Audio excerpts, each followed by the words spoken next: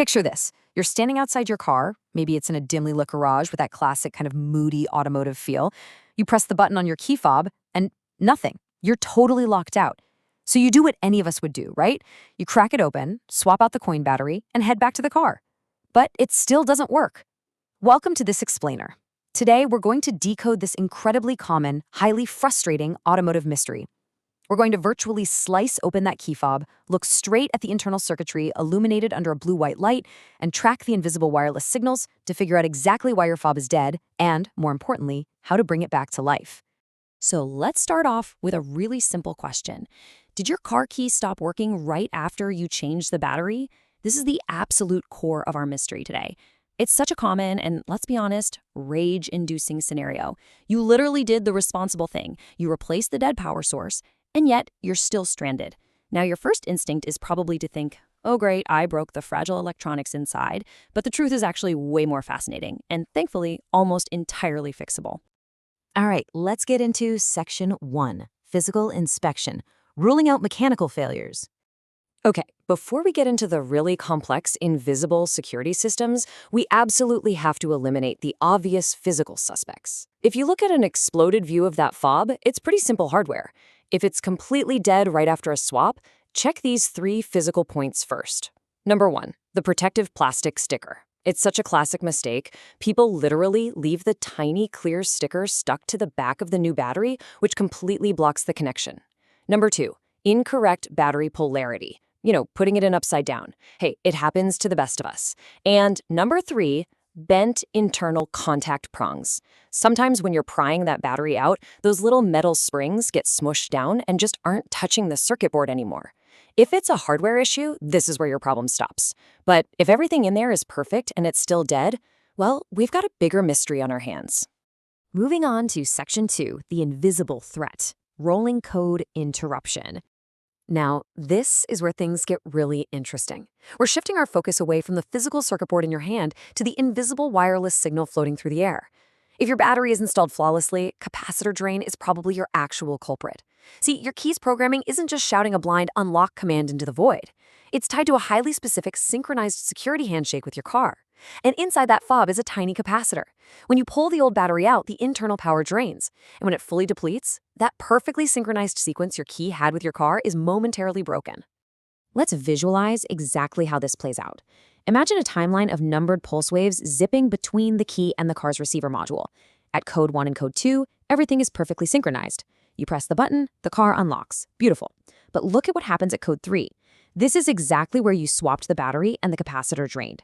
That pulse wave breaks, it totally desyncs the system. Why? Because these rolling code systems advance an internal mathematical counter every single time you press the button. If the car's receiver never gets the memo on that updated code because the fob lost power and lost its place in line, we immediately hit code 4. The receiver just actively rejects the signal. Literally just losing power during that battery swap is enough to throw the whole count out of whack. Next up is Section 3, Escalation, Modern Vehicle Security Lockouts. Now, the crucial thing to understand here is that this desync, it's not a glitch. It is a deliberate, baked-in security feature. Your car is actively protecting itself from what it thinks is a hacking attempt. And automakers are taking this so much further now. On newer vehicles, this system is locked down incredibly tight through something called a secure gateway module. Think of this as an advanced security system acting like, actually, scratch that, it's literally a digital bouncer. It's designed to completely restrict any unauthorized key fob repairing. Its one and only job is to stop a thief from showing up with a blank remote and pairing it to your car without having physical access to your original authorized key. To really put this into perspective, let's compare standard vehicles to the newer 2026 models. Standard vehicles generally rely on a simple self-correcting sequence or a really basic ignition sync. No big deal. But if you look at 2026 models specifically, across brands like Stellantis, Toyota, and Nissan, that secure gateway module completely restricts fob repairing. In most of those newer cars, a master key is an absolute hard requirement just to authorize the car to enter learn mode before any resync can even happen. It's a real double-edged sword, The security is absolutely exceptional, but it for sure makes a simple battery swap a massive headache if you accidentally trigger a lockout. Which brings us to Section 4, the resolution, resyncing your key fob. But hey, don't panic. For the vast majority of cars on the road right now, getting your key talking to your car again is a straightforward DIY process. You do not need a tow truck. Just follow 3 vital steps. Step 1 is your diagnostic check. You need to confirm it's a single fob issue. This is absolutely crucial.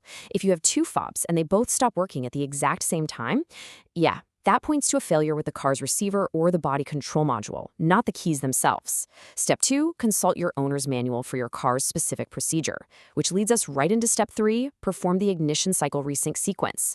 Usually, this just involves putting your key in the ignition and cycling it from off to run a few times. That forces the system to reestablish that digital handshake and lines the rolling code counters right back up. So, as we wrap up this explainer, I want to leave you with this main takeaway. Don't assume it's broken. It's probably just locked out of sync. The next time you're in the garage and your fob goes dead after a battery change, just remember that invisible rolling code, the little draining capacitor, and that strict digital handshake. You aren't holding a busted piece of plastic. You're holding a tiny, sophisticated computer that simply lost its place in line. And now, you know exactly how to fix it. But it does kind of make you wonder, doesn't it?